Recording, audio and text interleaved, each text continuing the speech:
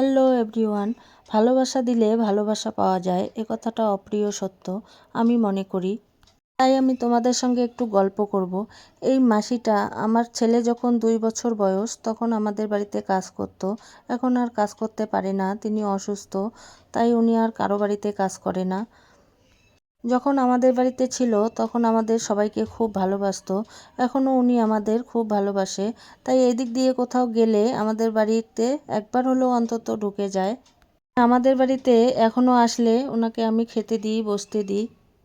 ওনাকে আমি বললাম ভাত খাওয়ার কথা, উনি বলল আমি খেয়ে এসেছি, তাই আমি ওনাকে টিফিনে করে ভরিয়ে দিলাম, তিনি বাড়ি নিয়ে গিয়ে খেয়ে নেবে। মাসি যদি এখনও আমাদের বাড়ি আসে তাহলে আমাকে অনেক কাজে হেল্প করে উনি। এটাই ভালোবাসা বলো। অনেক গল্প হলো, এখন চলে আসি কাজে।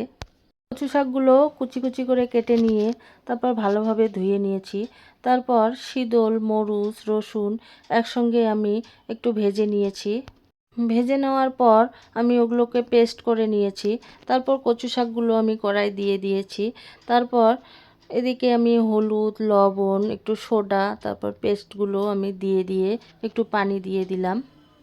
আসসালামু আলাইকুম এভরিওয়ান, তোমরা সবাই কেমন আছো? আশা করছি সবাই ভালো আছো। আমিও খুবই ভালো আছি। তারপর 10 মিনিট ধরে খুন্তি দিয়ে এরকম করে ঘেটে নিতে হবে।